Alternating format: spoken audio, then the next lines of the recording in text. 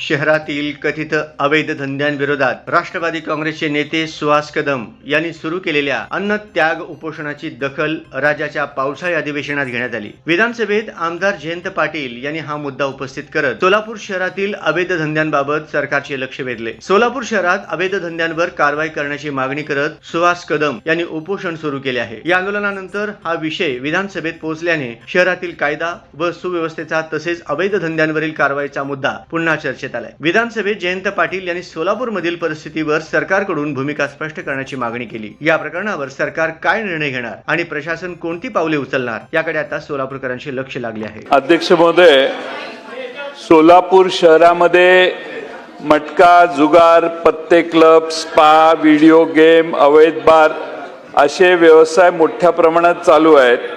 अवैध धंद्यांना काही पोलीस अधिकारी कर्मचाऱ्यांकडून संरक्षण मिळतंय।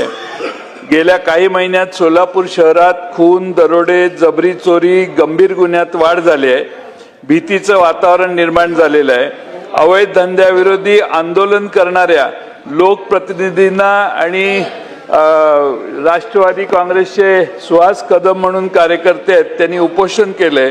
त्यांना आता जीवे मारण्याच्या धमक्या, खोट्या गुन्ह्यात अडकवण्याचे प्रयत्न आणि त्यांचे बदनामीकारक आरोप त्यांच्यावर केले जातात।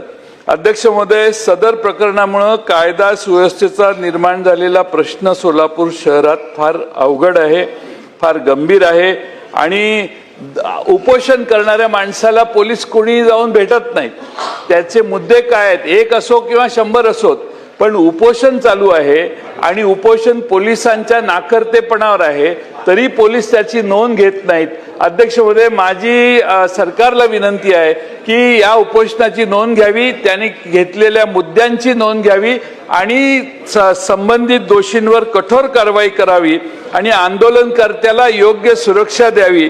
तसेच सोलापूर शहरातील सर्व अवैध धंद्यावर तातडीने कारवाई करावी। राजरोस धंदे चालू आहेत सोलापूर शहरात। आपण सोलापूरचा अंदाज घेतला तर तुमच्या लक्षात येईल आणि म्हणून लवकरात लवकर सरकारने कारवाई करावी म्हणून मी स्थगन मांडलेला आहे।